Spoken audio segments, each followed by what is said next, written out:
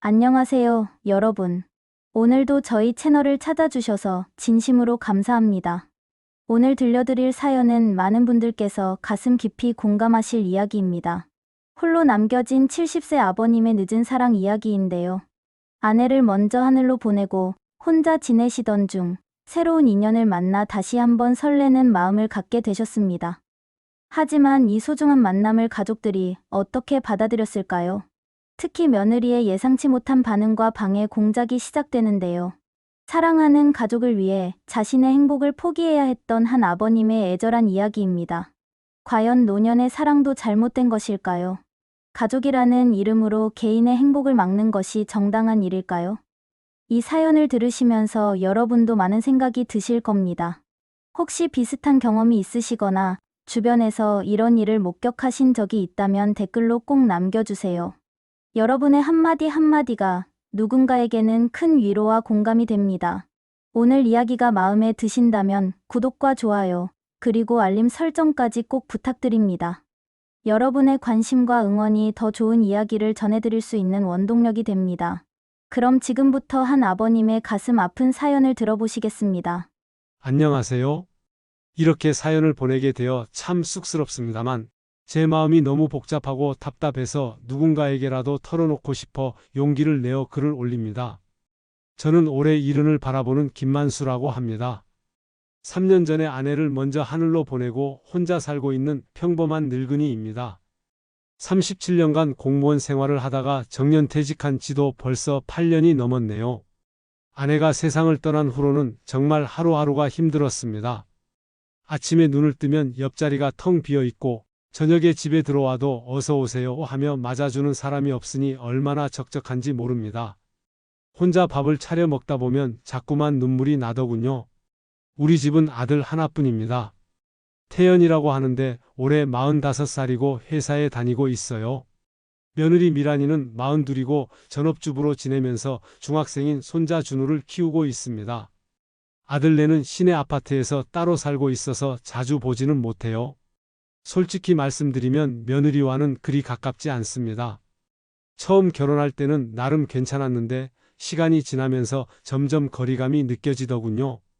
명절이나 생일 때 정도나 얼굴을 보는 사이가 되었어요. 아들도 바쁘다는 핑계로 한 달에 한두 번 정도 안부 전화를 하는 게 전부입니다. 그렇게 혼자 지내던 어느 날 우연히 동네 복지관에서 서예 수업이 있다는 걸 알게 되었습니다. 젊을 때부터 글씨 쓰는 걸 좋아했거든요. 집에만 있으면 자꾸 우울한 생각만 들어서 나가기라도 해보자 싶어 등록을 했습니다. 그런데 그 서예 수업에서 참 인상 깊은 분을 만나게 되었어요.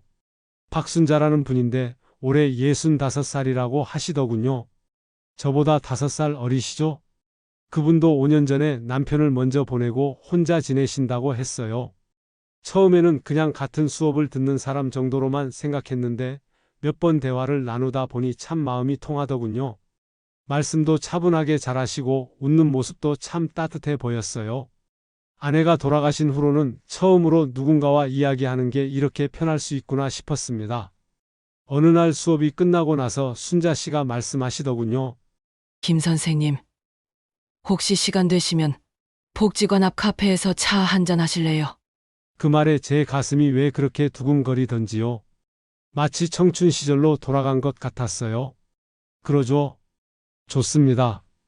카페에 앉아서 이런저런 이야기를 나누는데 순자 씨도 저처럼 혼자 지내는 게 참 외롭다고 하시더군요. 요즘은 하루 종일 말 한마디 안 하고 지내는 날이 많아요. 텔레비전 보다가 혼자 중얼거리는 게 전부죠. 그 말을 들으니 제 마음이 참 짠하면서도 동시에 위로가 되더군요. 나만 이렇게 외로운 게 아니구나 싶어서요. 그날 이후로 저희는 서예 수업이 끝나면 자연스럽게 함께 차를 마시는 사이가 되었습니다. 순자 씨는 정말 좋은 분이었어요. 남편 이야기를 할 때도 원망하는 기색 없이 담담하게 말씀하시고 자식들 걱정도 많이 하시더군요. 저희 아들도 바빠서 자주 못 와요. 그래도 한 달에 한 번씩은 얼굴 보러 오긴 하는데 올 때마다 엄마 괜찮지 하고 금방 가더라고요. 그런 이야기를 들으면서 저는 이분과 참 많이 닮았다는 생각이 들었어요. 같은 처지에서 같은 외로움을 겪고 계시는 분이구나 싶어서 더욱 마음이 끌렸습니다. 몇 달이 지나면서 저희는 서예 수업 외에도 가끔 동네를 산책하거나 영화를 보러 가기도 했어요. 오랜만에 누군가와 함께 시간을 보내니 참 좋더군요. 아내가 돌아가신 후로는 처음으로 마음이 편안해지는 걸 느꼈어요. 순자 씨도 저와 함께 있을 때 참 편해 보이셨어요. 웃음도 많아지시고 가끔은 농담도 하시면서 밝아지시는 모습을 보니 제가 다 기분이 좋았습니다. 어느 날 순자 씨가 조심스럽게 말씀하시더군요. 김 선생님, 이런 말씀 드려도 될지 모르겠지만 요즘 선생님과 시간을 보내면서 참 행복해요. 오랜만에 웃을 일이 생긴 것 같아서요. 그 말을 듣는 순간 제 마음도 따뜻해졌어요. 저도 마찬가지였거든요. 저도 그래요. 순자 씨와 함께 있으면 외롭지 않아서 좋아요. 그렇게 저희는 서로에게 좋은 감정을 가지고 있다는 걸 확인하게 되었습니다. 물론 아직은 조심스러운 단계였지만 오랜만에 느끼는 설렘이었어요. 집에 돌아와서도 자꾸만 순자 씨 생각이 나더군요. 내일 또 만날 생각을 하면 가슴이 두근거리고 밤에 잠자리에 들 때도 순자 씨와 나눈 대화가 떠올라서 혼자 미소를 짓게 되었어요. 아내를 떠나보낸 지 3년, 이렇게 다시 누군가에게 마음이 끌릴 수 있다는 게 신기하기도 하고 조금은 미안하기도 했습니다. 하지만 이런 감정이 잘못된 건 아니라고 생각했어요. 아내도 제가 너무 외롭게 지내는 것보다는 좋은 분과 함께 남은 인생을 보내기를 바라실 거라고 믿었거든요. 그때만 해도 저는 정말 행복했습니다. 오랜만에 삶의 활력이 생긴 것 같았고 앞으로 순자 씨와 함께 좋은 시간들을 많이 보낼 수 있을 거라고 기대했어요. 하지만 그때는 몰랐습니다. 이 소중한 만남이 앞으로 어떤 시련을 겪게 될지, 그리고 제가 얼마나 힘든 선택을 해야 하게 될지 말이에요. 순자 씨와 좋은 시간을 보내면서 저는 점점 더 행복해졌습니다.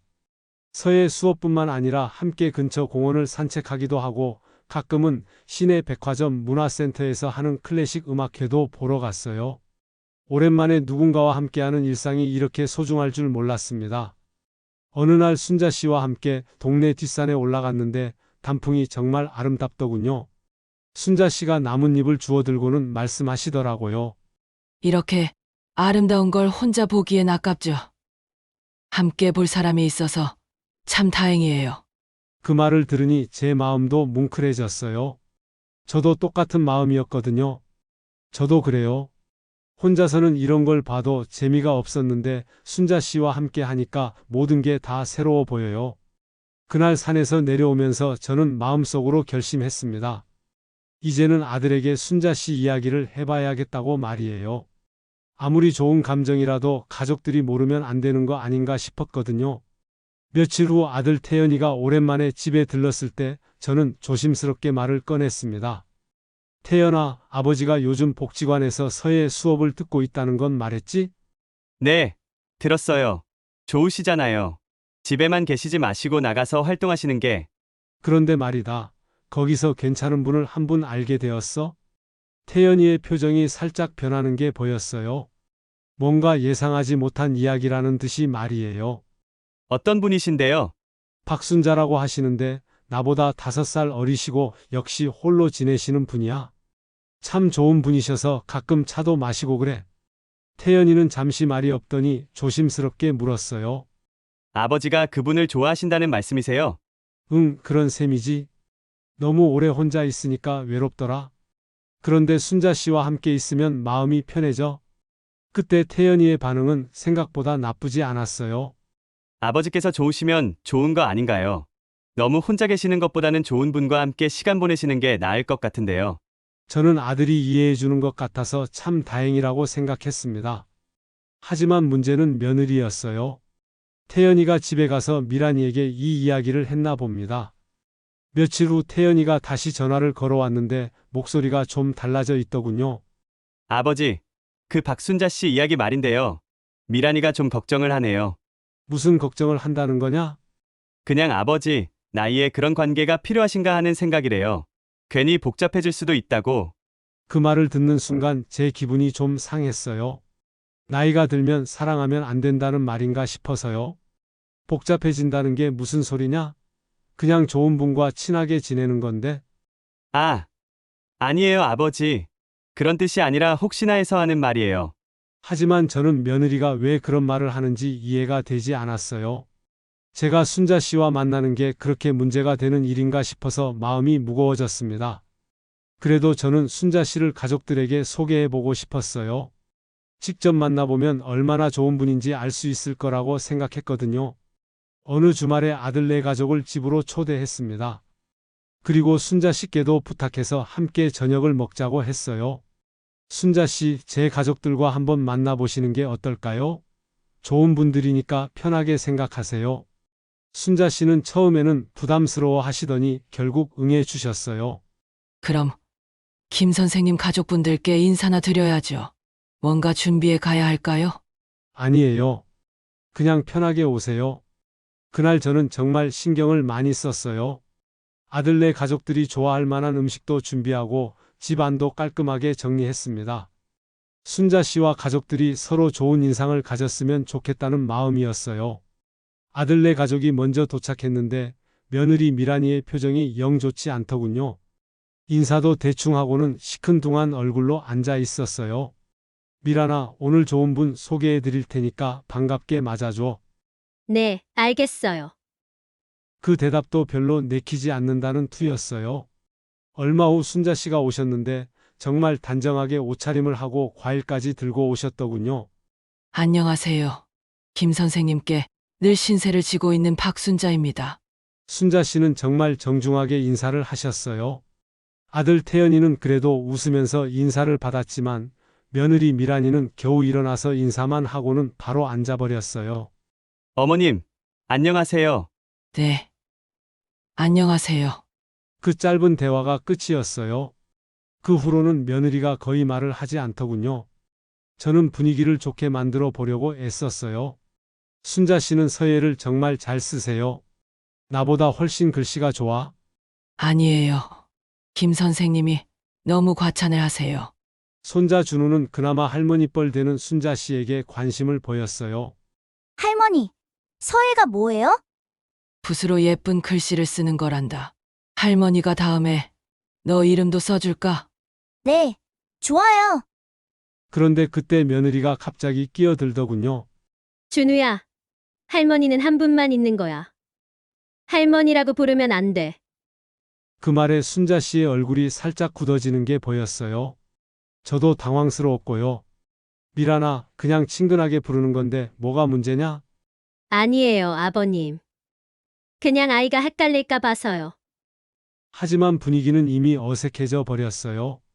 그 후로도 며느리는 순자 씨와 거의 대화를 하지 않았고 밥을 먹는 동안에도 냉랭한 분위기였어요. 순자 씨는 그런 분위기를 눈치채시고 일찍 가시겠다고 하셨어요. 김 선생님, 저는 이만 가볼게요.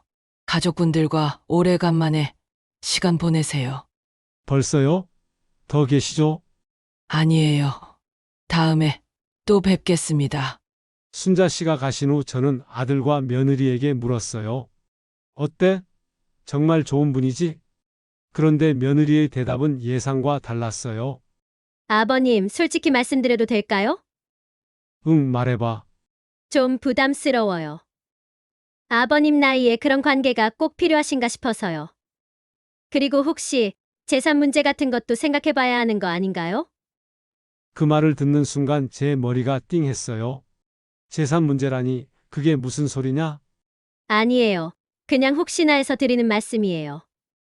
요즘 그런 일들이 많다고 하니까요. 아들 태연이도 아내 편을 들더군요. 아버지, 미란이 말도 틀린 건 아니에요.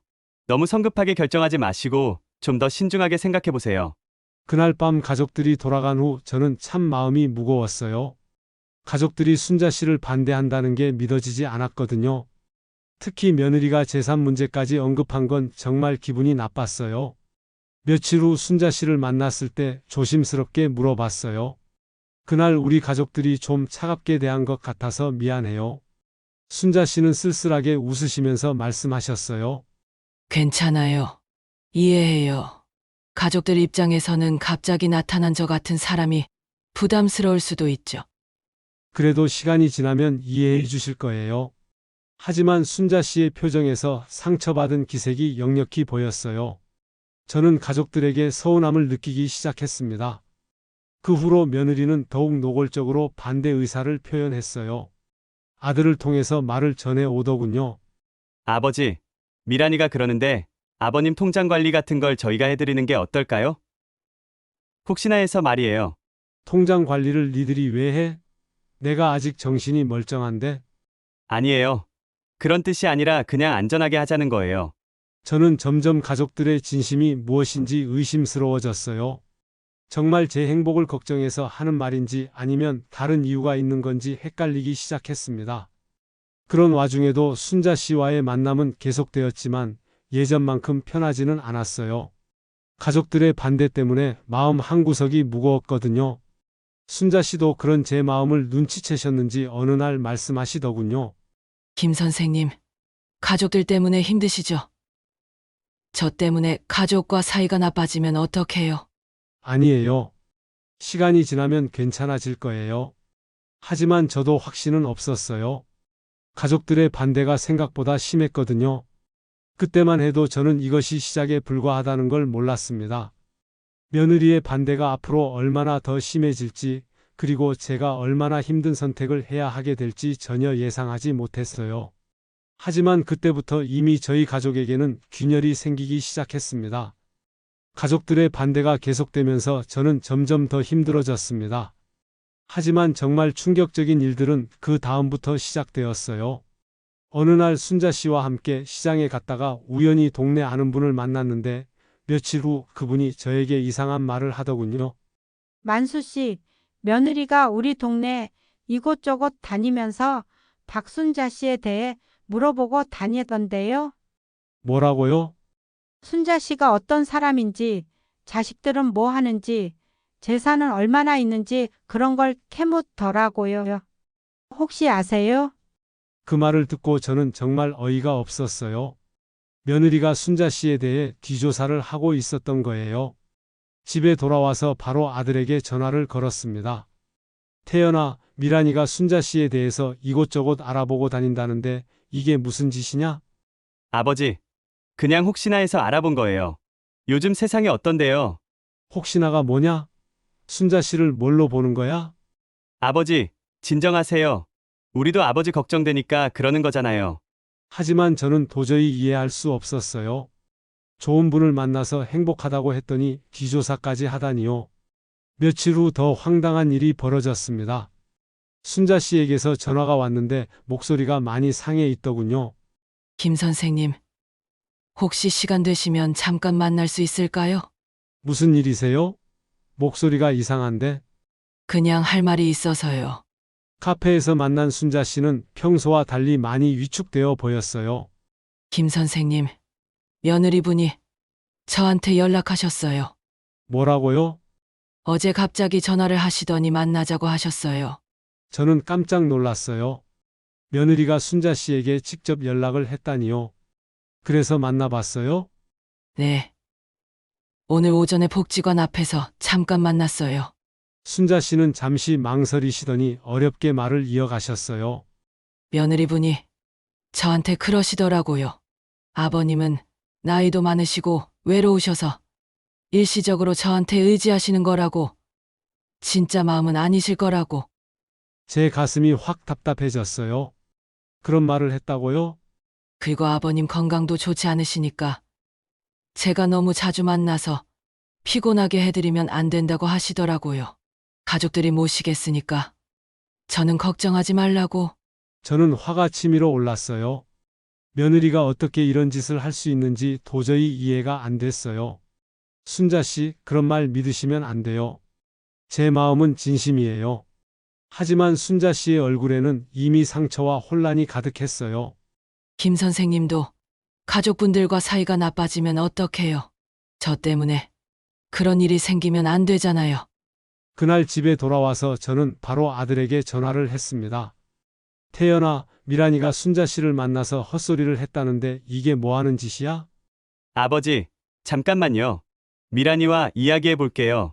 얼마 후 며느리가 전화를 받았어요. 아버님, 죄송해요. 그냥 아버님 걱정이 되어서 그랬어요. 걱정이 뭐야? 네가 무슨 권리로 순자 씨한테 그런 말을 하는 거야? 아버님, 진정하세요. 저도 아버님을 위해서 한 일이에요. 혹시 몸에 무리가 가실까봐요. 무리가 뭐가 무리야? 내가 좋아서 만나는 건데. 그때 며느리가 본색을 드러내기 시작했어요. 아버님, 솔직히 말씀드릴게요. 아버님 나이에 그런 연애가 보기 좋지 않아요. 동네 사람들이 뭐라고 할까봐 걱정돼요. 동네 사람들이 뭐라고 한다는 거야? 그리고 혹시라도 나중에 재혼 같은 생각을 하시면 어떡해요? 재산 문제도 복잡해지고. 결국 진짜 속내가 나왔어요. 재산 문제였던 거죠. 미란아, 내 재산은 내가 알아서 할 일이야. 네가 참견할 일이 아니고. 아버님, 그래도 저희가 나중에 아버님을 모셔야 하는 입장인데 미리 생각해둬야 하는 거 아니에요? 그 말을 듣는 순간 저는 정말 어이가 없었어요. 아직 결혼도 안 했는데 벌써 재산 분할까지 걱정하고 있었던 거예요. 다음 날 아들네 가족이 모두 집으로 왔습니다. 며느리는 여전히 당당한 표정이었어요. 아버님, 저희가 진지하게 말씀드리고 싶은 게 있어요. 뭔 말이야? 박순자 씨와는 이제 그만 만나시는 게 좋겠어요. 무슨 소리야? 내가 왜? 아들 태연이도 아내 편을 들더군요. 아버지, 우리도 아버지 행복을 원해요. 하지만 너무 성급한 것 같아요. 좀 더 신중하게 생각해 보세요. 신중하게 생각하라는 게 뭔 소리냐? 나는 이미 충분히 생각했어. 그때 며느리가 결정적인 말을 했어요. 아버님 통장이랑 도장은 이제 저희가 보관하는 게 좋겠어요. 혹시 모르니까요. 뭐라고? 내 통장을 니들이 왜 보관해? 나이 드시면서 판단력이 흐려질 수도 있잖아요. 그런 상태에서 누가 꼬드기면 어떡해요? 저는 정말 기가 막혔어요. 순자 씨를 만나는 게 싫어서 저를 치매 환자 취급하고 있었던 거예요. 내가 언제 판단력이 흐려졌다고 그래? 난 아직 멀쩡해. 아버님, 진정하세요. 그냥 안전하게 하자는 거예요.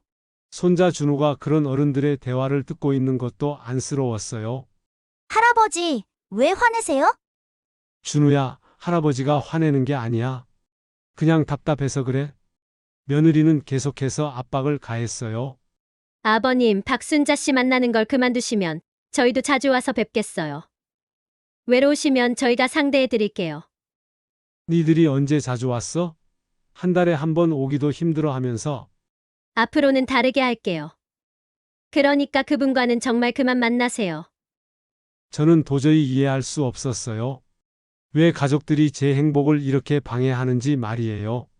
그날 밤 가족들이 돌아간 후 저는 순자 씨에게 전화를 했어요. 순자 씨, 미안해요. 우리 가족들이 너무 심하게 굴었어요. 괜찮아요. 김 선생님. 가족들이 걱정하시는 것도 이해해요. 하지만 순자 씨의 목소리에서는 이미 포기의 기색이 느껴졌어요. 그래도 저는 순자 씨와 계속 만나고 싶어요. 김 선생님. 이렇게 가족들과 갈등이 생기면서까지 만날 이유는 없는 것 같아요. 저도 부담스러워요. 그때부터 순자 씨는 점점 저와 거리를 두기 시작했어요. 서예 수업에는 나오시지만 끝나고 나서 차를 마시자는 제 제안을 거절하시더군요. 오늘은 집에 일이 있어서요. 그럼 내일은 어때요? 내일도 좀 바빠요. 며느리의 방해 공작이 효과를 보고 있었던 거예요. 순자 씨는 가족들과의 갈등을 원하지 않으셨고 점점 저에게서 멀어져 갔습니다. 설상가상으로 며느리는 복지관에까지 찾아가서 다른 수강생들에게도 이상한 말을 했나 봅니다. 어느 날 복지관 직원이 저를 조심스럽게 불러서 말하더군요. 김 선생님, 혹시 가족분들과 무슨 일이 있으신가요? 며느리분이 오셔서 선생님이 요즘 건강이 안 좋으시다고 하시던데요. 건강이 안 좋다고요? 난 멀쩡한데요? 그래서 너무 무리하지 마시라고 당부하고 가셨어요. 저는 정말 분했어요. 며느리가 아예 제가 아픈 사람인 것처럼 소문을 내고 다니고 있었던 거예요. 그 일 이후로 복지관 사람들도 저를 보는 시선이 달라졌어요. 마치 아픈 사람을 보듯이 조심스럽게 대하더군요. 순자 씨도 그런 소문을 들으셨나 봅니다. 어느 날 서예 수업 후에 조심스럽게 물어보시더군요. 김 선생님. 요즘 몸이 안 좋으세요? 아니에요. 멀쩡해요. 누가 그런 말을 했어요? 복지관 사람들이 그러던데요. 가족분들이 걱정하신다고. 저는 순자 씨에게 사실대로 말했어요. 순자 씨, 그건 다 며느리가 지어낸 말이에요. 우리가 만나는 걸 못마땅해서 그러는 거예요. 하지만 순자 씨는 이미 마음을 정하신 것 같았어요. 김 선생님, 저는 이제 정말 그만해야겠어요. 이런 식으로 계속되면 안 될 것 같아요. 순자 씨, 제발 그러지 마세요. 시간이 지나면 가족들도 이해할 거예요. 아니에요. 가족보다 소중한 건 없어요. 저 때문에 가족과 사이가 나빠지면 안 돼요. 그렇게 순자 씨는 점점 저에게서 멀어져 갔습니다. 며느리의 계획적이고 치밀한 방해 공작이 결국 효과를 본 거였어요. 저는 가족들에게 배신감을 느꼈지만 동시에 어떻게 해야 할지 모르겠었어요. 가족을 잃을 수도 없고 순자 씨를 포기할 수도 없었거든요. 하지만 상황은 계속 악화되기만 했습니다. 며느리의 방해 공작은 이제 시작에 불과했어요. 제 시도조. 며느리의 방해 공작이 계속되면서 저는 점점 더 절망적인 상황에 빠지게 되었습니다. 순자 씨와의 만남이 거의 끊어진 상태에서 며느리는 이제 더욱 노골적으로 저를 압박하기 시작했어요. 어느 날 순자 씨에게서 갑작스럽게 전화가 왔습니다. 목소리가 많이 떨리고 계시더군요. 김 선생님, 죄송한데 급한 일이 생겨서 연락드려요. 무슨 일이세요? 며느리분이 또 저한테 전화를 하셨어요. 이번에는 정말 심하게 말씀하시더라고요. 제 가슴이 철렁 내려앉았어요. 뭐라고 하셨어요? 김 선생님 건강이 많이 안 좋아지셨는데 제가 계속 만나서 스트레스를 드린다고 이제 정말 연락하지 말라고 하시더라고요. 그리고 순자 씨가 말을 잇지 못하고 계셨어요. 그리고 뭐라고 했어요? 만약에 제가 계속 김 선생님을 만나면 김 선생님이 병원에 입원하실 수도 있다고 하시더라고요. 그런 일이 생기면 제 책임이라고. 저는 정말 어이가 없었어요. 며느리가 이제는 아예 협박까지 하고 있었던 거예요. 순자 씨, 그런 말 절대 믿지 마세요. 저는 건강해요. 하지만 김 선생님, 정말 가족분들이 그렇게 걱정하시는데 제가 어떻게 해야 할까요? 저 때문에 김 선생님이 아프시면 어떡해요? 순자 씨는 이미 많이 위축되어 계셨어요. 며느리의 지속적인 압박이 효과를 보고 있었던 거죠. 그날 저녁 아들네 가족이 또 집으로 왔습니다. 이번에는 며느리의 표정이 더욱 단호해 보였어요. 아버님, 이제 정말 결정하셔야 해요. 무슨 결정을 하라는 거야? 박순자 씨와 완전히 연락을 끊으시든지 아니면 저희가 아버님을 모시고 살든지 해야 해요. 저는 깜짝 놀랐어요. 모시고 산다는 게 무슨 소리야? 아들 태연이가 조심스럽게 말했어요. 아버지, 혼자 계시니까 이런 일이 생기는 것 같아요. 저희 집으로 오셔서 같이 사시는 게 어떨까요? 나는 여기서 살고 싶어. 왜 갑자기 그런 소리를 하는 거야? 며느리가 바로 답했어요. 아버님이 계속 그 여자와 만나시려고 하시니까요. 저희가 옆에서 지켜봐야 할 것 같아요. 그 여자라는 표현에 저는 화가 치밀었어요. 그 여자가 뭐야? 순자 씨한테 그렇게 말하는 거야? 죄송해요. 하지만 아버님이 너무 고집을 부리시니까요. 그때 며느리가 정말 충격적인 말을 했어요. 아버님, 솔직히 말씀드릴게요. 아버님 통장에서 돈이 빠져나간 내역이 있어요. 뭐라고? 요즘 순자 씨와 만나시면서 카페비, 식사비, 선물비 이런 것들이 많이 나갔더라고요. 혹시 나중에 더 큰 돈을 요구하면 어떡해요? 저는 정말 기가 막혔어요. 그게 뭐가 문제야? 내 돈으로 내가 쓰는 건데. 지금은 그 정도지만 나중에는 어떻게 될지 몰라요. 재혼하자고 하면서 집이나 재산을 요구할 수도 있잖아요. 순자 씨는 그런 분이 아니야. 아버님은 어떻게 아세요? 몇 달 사귄 게 전부인데. 며느리는 계속해서 순자 씨를 의심스러운 사람으로 몰아갔어요. 그리고 아버님, 복지관에서도 아버님이 요즘 이상하다고 하던데요. 예전과 다르게 신경질적이 되셨다고. 내가 언제 신경질적이 됐어? 순자 씨와 문제가 생긴 후로 그렇게 되셨다고 하더라고요. 스트레스를 많이 받고 계신 것 같아요. 아들도 거들었어요. 아버지, 정말 요즘 혈압도 높아지신 것 같고 얼굴색도 안 좋아 보여요. 사실 가족들과의 갈등 때문에 스트레스를 받기는 했었어요. 하지만 그건 가족들이 순자 씨를 반대해서 생긴 일이었는데 이제는 그것까지 순자 씨 탓으로 돌리고 있었던 거예요. 그럼 어쩌자는 거야? 며느리가 단호하게 말했어요. 아버님 통장과 도장은 저희가 보관하겠어요. 그리고 순자 씨와는 완전히 연락을 끊으세요. 만약에 내가 그러지 않으면 그러면 저희가 아버님을 모시고 살면서 관리하겠어요. 그 말은 사실상 감시하겠다는 뜻이었어요. 며칠 후 정말 끔찍한 일이 벌어졌습니다. 순자 씨가 복지관 서예 수업에 나오지 않으셨어요. 걱정이 되어서 전화를 드렸더니 받지 않으시더군요. 복지관 직원에게 물어보니 순자 씨가 수강을 중단하신다고 연락이 왔다고 하더군요. 혹시 이유를 말씀하셨나요? 그냥 개인 사정이라고만 하셨어요. 저는 급하게 순자 씨 집으로 찾아갔습니다. 초인종을 눌러도 나오지 않으셔서 한참을 기다렸어요. 마침 이웃분이 지나가시길래 물어봤더니 순자 씨가 며칠 전부터 집을 거의 나오지 않으신다고 하더군요. 결국 그날은 만나지 못했고 며칠 후에야 겨우 전화가 연결되었어요. 순자 씨 왜 연락이 안 됐어요? 걱정했어요. 죄송해요. 김 선생님. 저 며칠 몸이 안 좋아서 집에만 있었어요. 목소리가 많이 약해져 있으셨어요. 혹시 우리 며느리가 또 뭔가 했나요? 순자 씨가 한참을 망설이시더니 작은 목소리로 말씀하셨어요. 김 선생님. 저 이제 정말 그만하고 싶어요. 왜요? 무슨 일이 있었어요? 며느리분이 제 집까지 찾아오셨어요. 제가 깜짝 놀랐어요. 집까지요? 네. 며칠 전에 갑자기 오셔서 정말 심하게 말씀하시더라고요. 김 선생님을 진짜 사랑한다면 이제 그만 만나라고. 계속 만나면 김 선생님이 정말 병이 날 거라고. 그런 말을 했다고요? 그리고 김 선생님 가족들이 얼마나 걱정하는지 아느냐고. 제가 이기적으로 굴고 있다고 하시더라고요. 저는 며느리의 행동이 정말 도를 넘었다고 생각했어요. 순자 씨, 그런 말 믿지 마세요. 저는 정말 괜찮아요. 하지만 김 선생님, 저 때문에 가족과 사이가 나빠지는 걸 보고 있을 수가 없어요. 가족이 제일 소중한 거잖아요. 저에게는 순자 씨도 소중해요.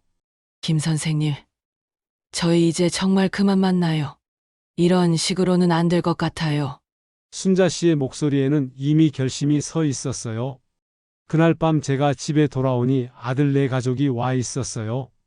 며느리가 제 얼굴을 보더니 말했어요. 아버님, 순자 씨 만나고 오셨죠? 응, 만났어? 이제 그만하세요. 그분도 부담스러워 하시잖아요. 네가 가서 협박을 해놓고 무슨 소리야? 협박이 아니라 설득을 한 거예요. 아버님을 위해서. 그때 갑자기 제 머리가 띵하고 어지러워졌어요. 며칠째 계속된 스트레스 때문인 것 같았어요. 아버지, 괜찮으세요? 아들이 걱정스럽게 물었지만 며느리는 다른 반응이었어요. 봐요. 역시 무리하시니까 이렇게 되는 거예요. 저는 소파에 앉아서 머리를 잡고 있었는데 며느리가 아들에게 속삭이는 소리가 들렸어요. 여보, 이제 정말 아버님을 모셔와야 할 것 같아. 혼자 두면 안 될 것 같은데. 그 말을 듣고 제가 벌떡 일어났어요. 나는 혼자 살 수 있어? 모셔간다는 게 뭐야? 아버님, 진정하세요. 건강이 안 좋으시잖아요. 건강은 니들이 스트레스를 줘서 나빠진 거야. 그때 정말 가슴이 답답하고 숨이 잘 안 쉬어졌어요. 며느리가 바로 119에 신고를 하더군요. 여보세요. 저희 시아버님이 갑자기 쓰러지셨는데요. 나는 안 쓰러졌어. 하지만 이미 구급차가 오고 있었어요. 병원에서 검사를 받아보니 혈압이 많이 올라가 있었고 스트레스성 증상이라고 했어요.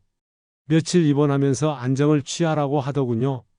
입원하는 동안 며느리는 정말 극진하게 간병을 해줬어요. 하지만 저는 그게 진심이 아니라는 걸 알고 있었어요. 아버님, 이제 좀 편히 쉬세요. 저희가 다 챙겨드릴게요. 입원 중에 순자 씨에게서 문자가 한 통 왔어요. 김 선생님, 병원에 입원하셨다고 들었어요. 정말 걱정돼요. 빨리 나으세요. 제가 정말 죄송해요. 그 문자를 보니 눈물이 났어요. 순자 씨가 자책하고 계시는 게 느껴졌거든요. 며칠 후 퇴원할 때 며느리가 말했어요. 아버님, 이제 정말 박순자 씨와는 연락하지 마세요.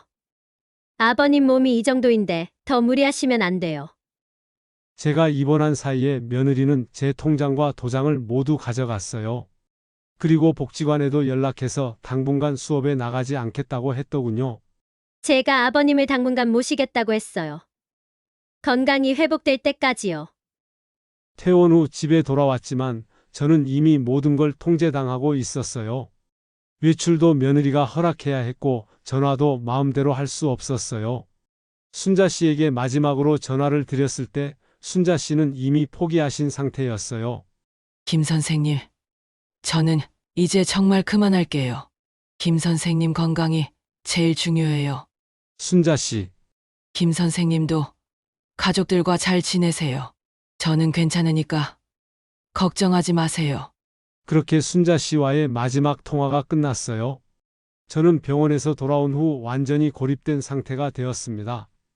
가족들의 보호라는 명목하에 모든 자유를 잃었고 순자 씨와의 인연도 끊어지게 되었어요. 그날 밤 혼자 누워서 천장을 바라보며 생각했어요. 이게 정말 가족의 사랑인지 아니면 다른 무엇인지 말이에요.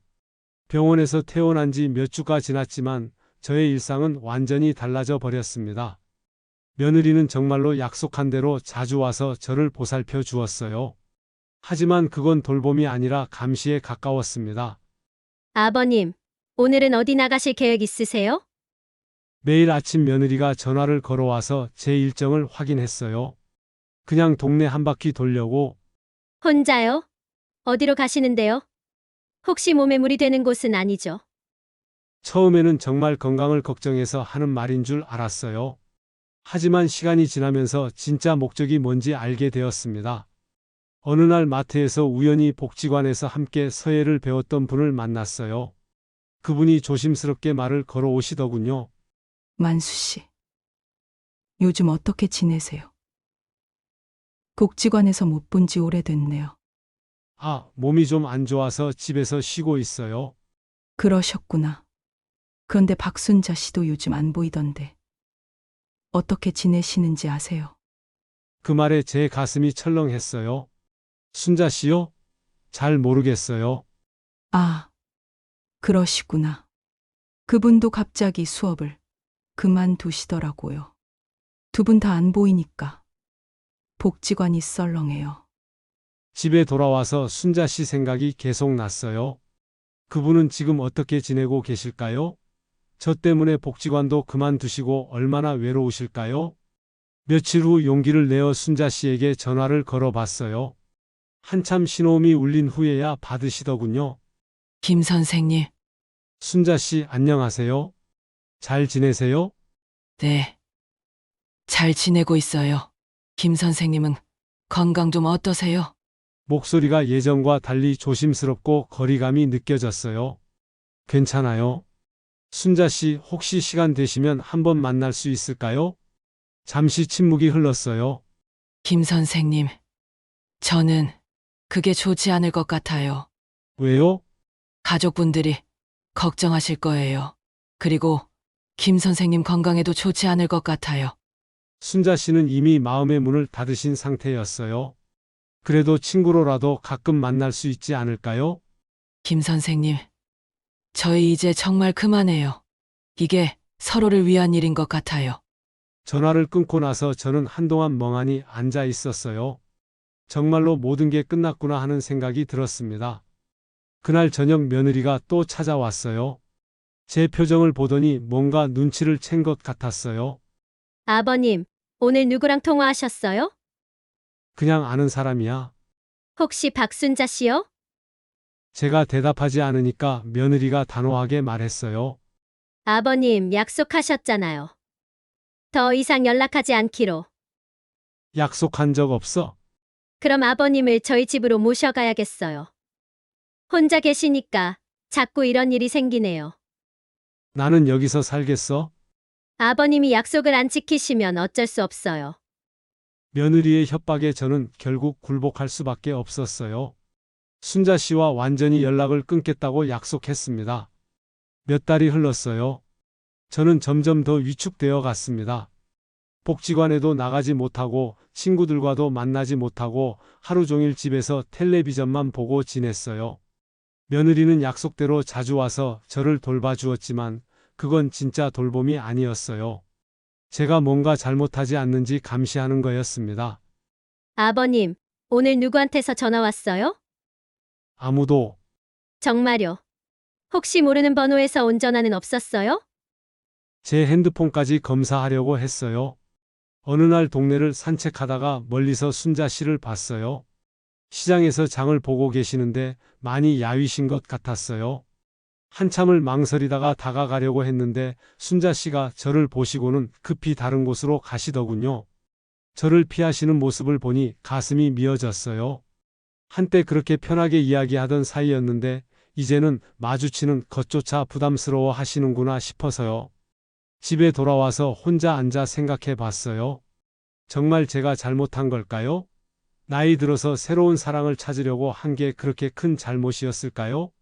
며느리는 계속해서 재산 관리를 명목으로 제 모든 걸 통제했어요.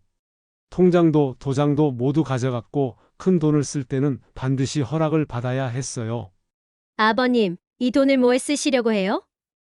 그냥 필요한 것 좀 사려고. 뭘 사시는데요? 저희가 필요한 건 다 사다 드리는데. 결국 저는 제 돈조차 마음대로 쓸 수 없게 되었어요. 어느 날 아들이 혼자 찾아왔어요.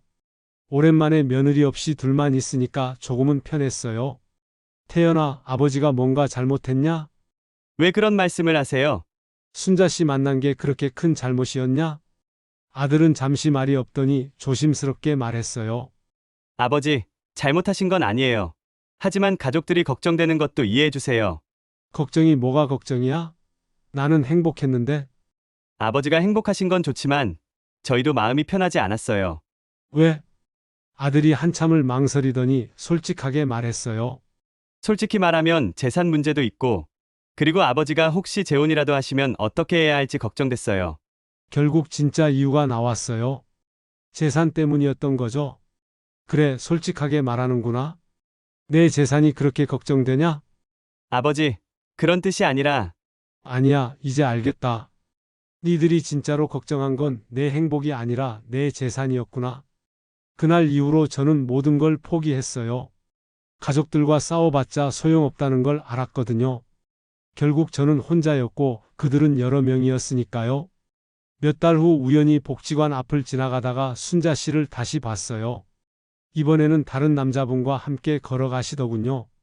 나이 드신 분이었는데 순자 씨와 즐겁게 이야기하시는 모습이었어요.